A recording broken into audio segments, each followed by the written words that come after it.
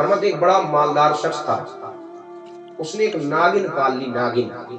ناگن نہیں ہوتی سانپ، اس نے ناگن پال لی، اور ناگن سونے کا انڈا دیتی تھی. سونے کا محدث ابن جوزی نے لکھا ہے اس بات کو، کوئی کہانی نہیں سنا رہا میں، حقیقت بات ہے.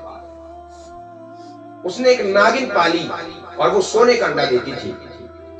تو وہ سونے کا انڈا تو بڑا مہنگا جاتا اس کا. اس کی بیوی نے اس کو سمجھایا کئی مرتبہ. اس نے کہا دیکھو آپ اس چکر میں مت پڑو، لالچ پہلے بری بلا ہے. اس ناگن کو یا مار دو یا کہیں چھوڑ آؤ، ورنہ ناگن تو ناگن ہے، اس کا کام ڈسنا ہے، یہ کسی کے ساتھ وفا نہیں کر سکتی، اس کا کام تو ڈسنا ہے. لیکن وہ نہیں مانا.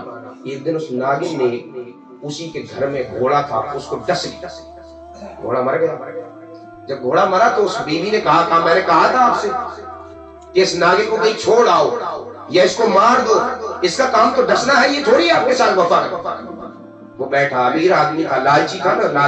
لالچ انسان کو پھنسا دیتا ہے بڑے گہرے گڈھے میں، پھر سب کچھ چھین جاتا ہے بندے کا. لالچ. اس نے کہا اچھا گھوڑا کتنے کا؟ اس نے کہا 20 دینار کا. وہ کہا یہ انڈا؟ اس نے تو کئی ہزار دینار کا.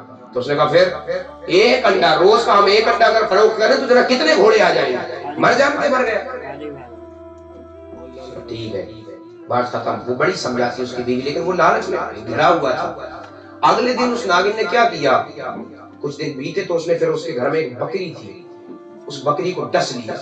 وہ مر گئی. اس کی بیوی نے پھر سمجھایا، کہنے لگی میں آپ سے کہہ جو رہی ہوں اس ناگن کا کام ہی ڈسنا ہے، ڈسنا. یہ وفا کر سکتی نہیں. آپ لالچ میں کہاں کس حد تک آپ گزر، اس کو مار دیجیے یا کہیں چھوڑ آئیے. اس نے کہا بکری کتنے کی؟ اس نے کہا 10 دینار کی. فرمائی انڈا. تو اس نے کہا یہ تو کئی دن مہنگا ہے. ہونے دو، ایک دن کا انڈا بیچیں گے تو کئی بکریوں کی قطاریں لگیں گی یہاں پر. وہ بڑا سمجھاتی لیکن سمجھ نہیں آیا. اس کا ایک ہی بیٹا تھا نوجوان، بیڈ پہ سویا ہوا تھا.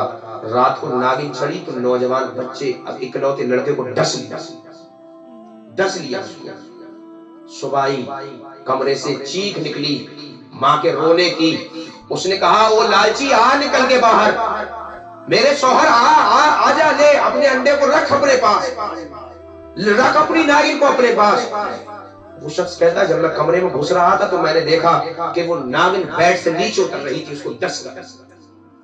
آخری سانس لی میری نظر کے سامنے میرے بیٹے نے مر گیا، دم توڑ گیا.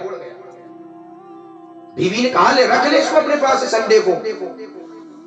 میں نے تجھ سے کہا تھا کہ ناگن کا کام ڈسنا ہے، یہ کسی کے ساتھ وفا نہیں کر سکتی. لیکن تجھے لالچ نے ایسا گھیرا کہ تو اس میں بالکل الجھ گیا. روتا تھا، سر پیٹتا تھا. ایک وقت وہ آیا، اس بیوی نے اپنے کپڑے رکھ لیے، سارا سامان رکھا. تو اس نے پوچھا کہاں جا رہی؟ اس نے کہا میں اس بندے کے ساتھ نہیں رہ سکتی جو حد میں لالچ کی اتنی بڑھ گیا کہ اپنے بچے کی بھی اسے اب خبر نہیں رہی. میں اس کے ساتھ نہیں رہ سکتی. وہ ساری زندگی وہ بندہ جو مالدار تھا، گھر لٹا دیا، گھر بار سب ختم. پھر گلیوں میں گھومتا تھا اور کہتا تھا کہ بھئی کوئی لالچ مت کرنا، دیکھو لالچ کتنی بری بلا ہے. میری بیوی بھی چلی گئی، میری اولاد بھی چلی گئی، میرا گھر بار بھی. لالچ نہ کرنا، لالچ بری بلا. لالچ انسان کو پھنسا دیتا ہے.